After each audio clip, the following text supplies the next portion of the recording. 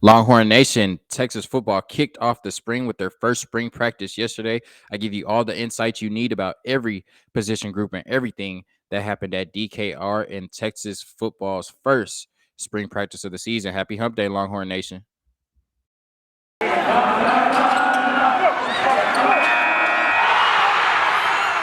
are Locked On Longhorns, your daily podcast on the Texas Longhorns. Part of the Locked On Podcast Network, your team every day.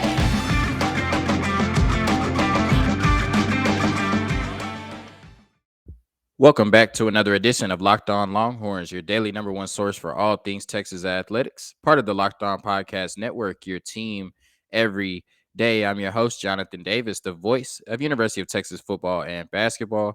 Thank you, as always, for making Locked On Longhorns your first listen of the day. For my audio listeners, make sure you're subscribed on YouTube for exclusive content and to put a face behind the voice of your favorite podcast. Make sure you like us, rate us, review us, give us 5 stars. Anything less than that, I have to believe you aren't listening hard enough. Longhorn Nation, y'all know how we do it on this podcast. Let's get right into it. So, a disappointing season last year, 5-7, and we've all been anticipating the first spring practice, getting into spring ball, officially putting last season behind us and moving on to the 2022 season, hoping for better things from this football team in the Big 12 next year. And it all starts with the quarterback position. So that's going to be the first position group we dive into. Mainly one of the biggest question marks going into the spring and the fall is who is going to be the starting quarterback for this football team. The two most likely candidates are Hudson Card and Quinn Ewers. So yesterday at spring practice, Hudson Card and Quinn Ewers split the reps evenly, and Sark says he plans for that to be how things are going to be in spring practice moving forward. If it means anything to you, Hudson Card did take the first rep.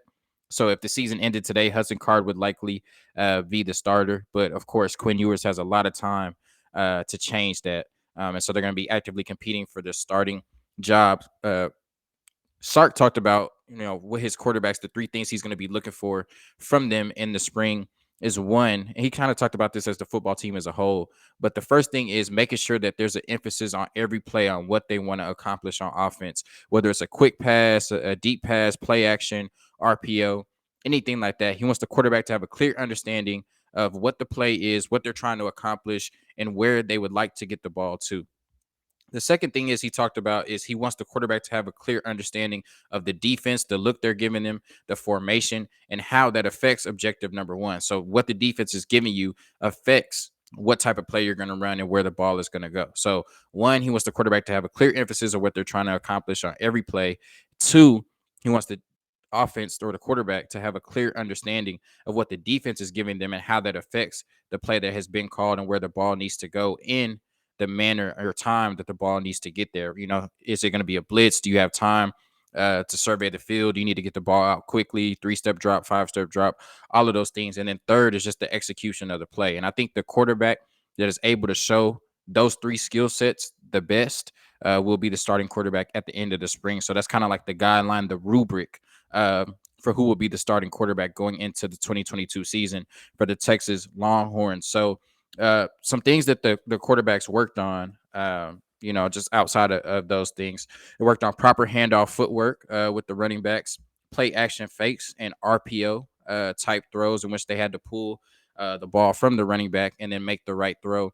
Those were some things they keyed in on in their first practice. And, Sark talked about Quinn Ewers. He thought that he had a good practice, made some mistakes. But it's his first practice in a while. He definitely talked about how a lot is being thrown at him coming over from Ohio State. He did indicate that Iowa State does run some of the same concepts that Texas runs, so it was familiar in that regard. But of course, the verbiage is different, the signage is different. So Quinn Ewers just has a lot to learn coming into this spring training, spring practices. And he said that he tried to make him as comfortable as possible. So he didn't want to throw too much at him, didn't want to overload him, didn't want to just, throw him out there and say, hey, go compete. They tried to put him in a situation to be the most successful. So they're going to ease him in and make sure that he's learning, the playbook, make sure he's learning the fundamentals of what they want to do as an offense, and then bring him on slowly so that they don't overload him and don't put too much pressure on him coming in early. But he talked about how Quinn Ewers is a cool customer. He's a cool cat. He loves football. He doesn't get rattled.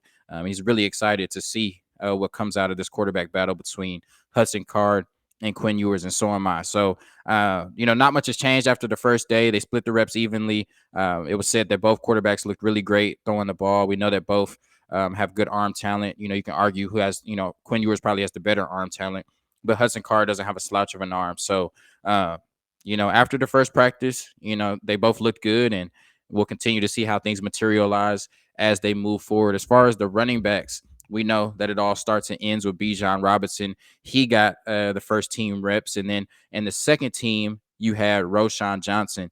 And I spoke on the podcast about how they've emerged as two of the strongest leaders on this team. With they're going to be running more of a go-go offense, more of an up-tempo two-back offense. So I think you're going to see a lot more opportunities for Roshawn and Bijan Robinson to be on the field at the same time. They also want to make sure they get Keelan Robinson in there with his explosive playmaking ability. Jaden Blue, the freshman running back, 4-star running back out of Houston. Look for him. He was running. He got some work in today or yesterday, excuse me. He got some work in with Keelan Robinson and Jonathan Brooks. And so look for him possibly to have a role too as well. I think they really like what he brings to the table. So those are your running backs. Of course, Bijan, the first team, Roshawn Johnson, the second team, and then Jaden Blue, Keelan Robinson, and then Jonathan Brooks got some work outside of that. For the receivers, mainly we saw the three receivers, which pretty much everybody we thought, Isaiah Nair, Xavier Worthy, and Jordan Whittington getting the majority of the work, the majority of the first team reps. So that looks like your three receivers that are going to be on the field to start the season. At tight end, we kind of got a surprise. And this is something I've anticipated, but I didn't think that, we would see it start to materialize this early, that Jahlil Billingsley was working with the second team. And so Jatavian Sanders and Helm were with the first team tight ends. They got the majority of the first team reps. And Jahlil Billingsley, the transfer from Alabama, was working largely with the second team. So now this is a team. They ran a lot of 12 personnel last year. And so it's going to be a lot of two tight ends on the field about 50% of the time. And they're looking to probably, do that a lot again this year. But, you're thinking, who are those two tight ends going to be? They really like Jatavian Sanders. He's really, really good. He had a solid practice yesterday. But really, it's just about, is he going to be able to have that nastiness and willingness to block in the run game? We know what he can do in the passing game. And Jahlil Billingsley, he's got a more slender frame at 6'4", 216. So you can do a lot of different things with him. But I was surprised. A lot of people had him projected as the starting tight end going into spring practice. And so for him to work largely with the second team definitely raised my eyebrow. But I said that I thought that Jatavian Sanders would get the majority of the reps, get the majority of the snaps and the targets by the end of the season. And it looks like he's already on the path to doing that, working largely with the first team, getting the first team reps, him and Gunnar Helm. So that was definitely an interesting tidbit coming out of the spring practices, seeing that JT Sanders and Gunnar Helm got the majority of the first team reps, and Jahlil Billingsley from Alabama was working with the second team. So keep an eye out on that position battle moving forward in the spring. Coming up next, we'll talk about the offensive line, and then we'll get to the defensive side of the ball as we continue to recap the first spring practice for your Texas Longhorns. But first, a word from our sponsors. Man, I love March Madness, but I've been losing all of my money this year. I need to bet with StatHero. StatHero's NCAA single game pick'ems pits the star players against each other in an amazing hybrid between fantasy and sports gambling.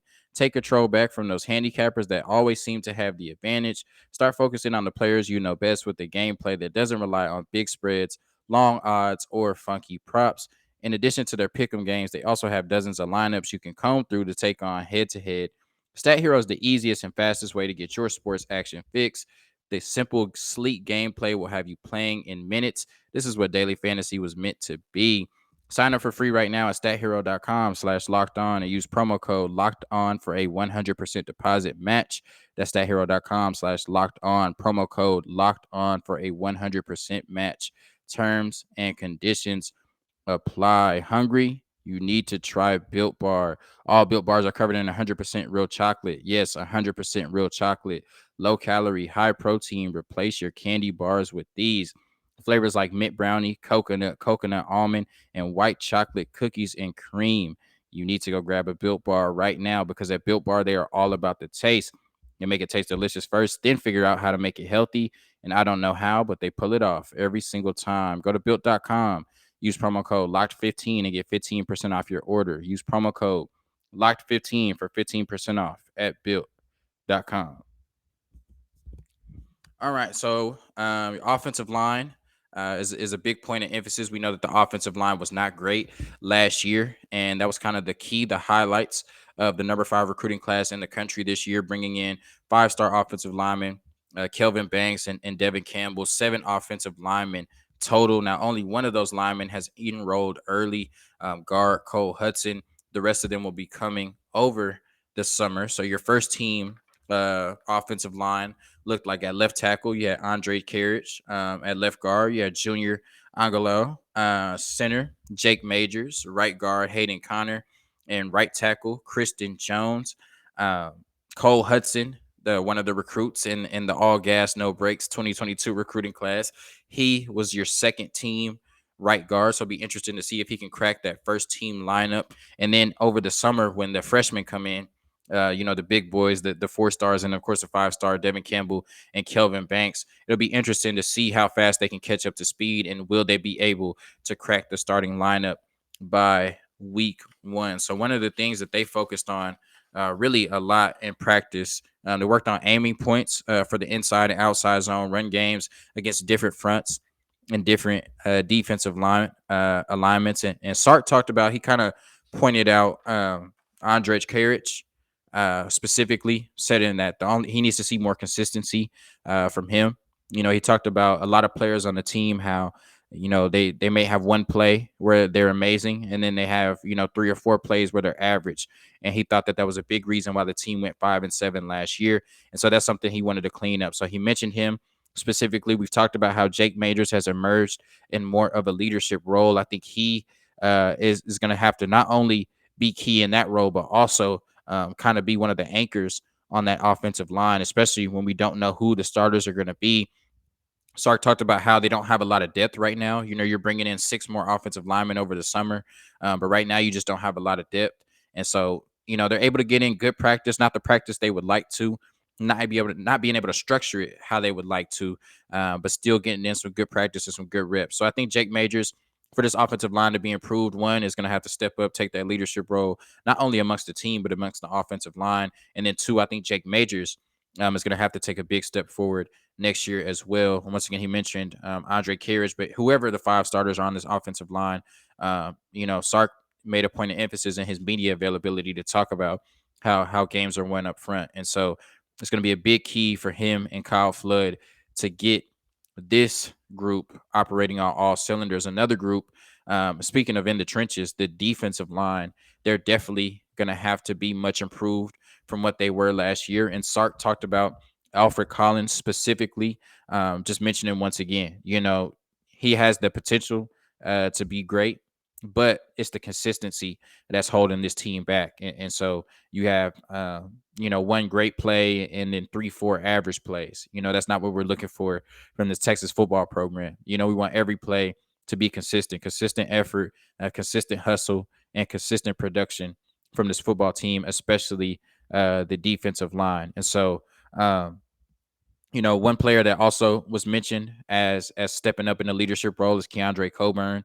And I think that's going to be huge for this defensive line. They're still pending possibly the transfer of O'Shawn Mathis, which I think will help this team a lot. And then you got Justice Finkley, early enrollee, who seems seems primed to get a lot of playing time coming into the fall this year. And then you got players like, Dre Bledsoe and Jamon Tapp, who will be joining this team later.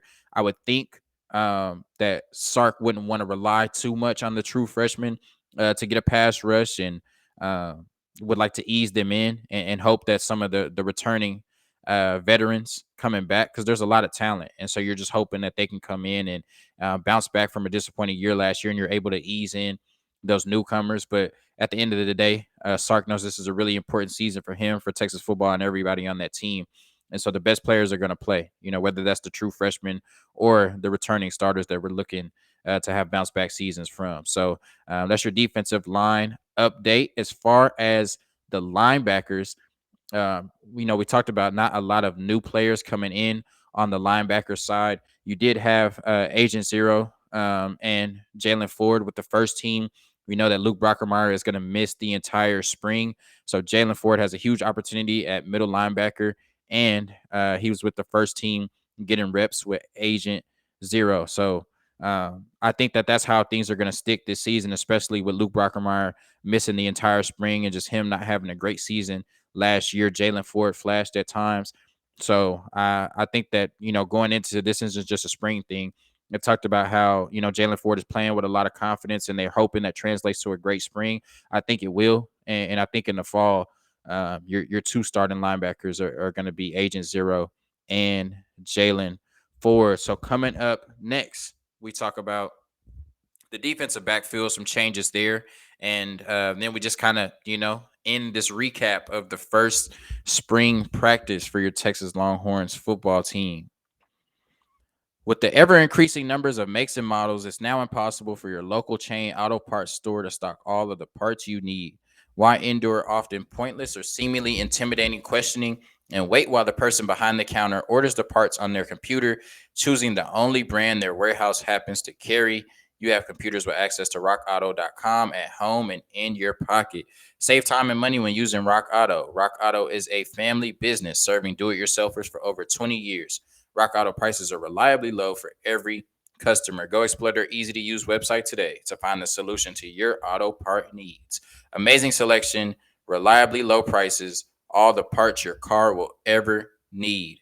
RockAuto.com. Go to RockAuto.com right now and see all the parts available for your car or truck. Right, locked on in there. How did you hear about us box so they know we sent you? Once again, that's RockAuto.com.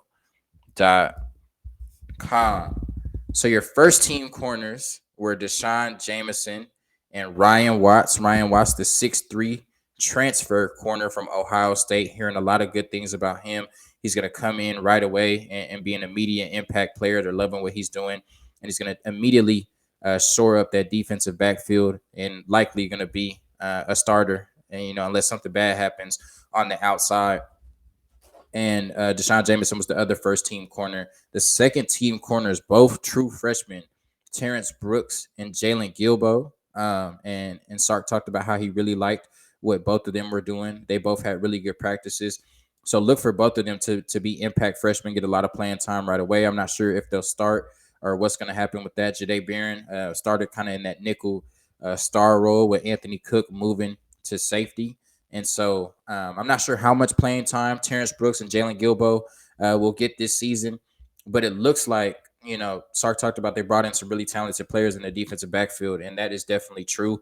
And I think, Deshaun Jameson didn't have the year that we were expecting from last year. And so I would not be surprised if on day one, the starting quarterbacks are a combination of Terrence Brooks and Ryan Watts or Jalen Gilbo and Ryan Watts. But Terrence Brooks has definitely been one of the standout freshmen so far, and it's going to be hard to keep him off the field, even going into that first game against Louisiana Monroe. And then with your safeties, your first team safeties, we know that Anthony Cook moved to the safety position. They talked about how one of the biggest storylines of the spring is going to be his development into that position and how he's able to read defenses, be able to diagnose things, and then relay those plays to the secondary and make sure that they're in the position they need to be in the best defenses to stop opposing offenses. And then Jaron Thompson was the other first team safety. Look for Brian Allen Jr. out of Aledo, true freshman coming in to challenge, maybe not for a starting safety spot, but to get a lot of playing time, maybe in a rotational spot at that safety position. So really good things coming out of the first practice. Sark talked about how, that the energy was there and it's the first practice. So he liked the energy. Of course, there's just things they have to clean up as far as actually on the field in all position groups. But, he said that they really liked the energy and, he was hoping that they can bring it again. They're going to practice again tomorrow and then on Saturday. And that's going to be the schedule until the orange and white game on April 23rd. So just talked about them bringing that same intensity for their second practice. He talks about how he wants this team to play with more of an edge this year. He wants this to be more of an angry football team. But he also talked about for that to be possible, it starts in these practices, and it starts with your preparation, right? You have to be well prepared and well educated on what you're supposed to do, and confident in what you're able to do, and being able to go out there and do it on the field before you can play angry. You can't be out there 5-7 and playing angry. So overall, I thought it was really good things coming out of the first spring practice. Really good stuff from Sark and his media availability. He said really this is kind of the best he's felt, the most comfortable he's felt with the team since he's been here, and that's saying a lot, especially after the first spring practice. So we'll continue to detail what happens in each practice, how the team is progressing along, how these position battles are progressing along, especially the number one battle between Quinn Ewers and Hudson Card. So thank you for tuning in to another episode of Locked On Longhorns, your daily number one source for all things Texas athletics. Of course, part of the Locked On Podcast Network, your team every day. Peace.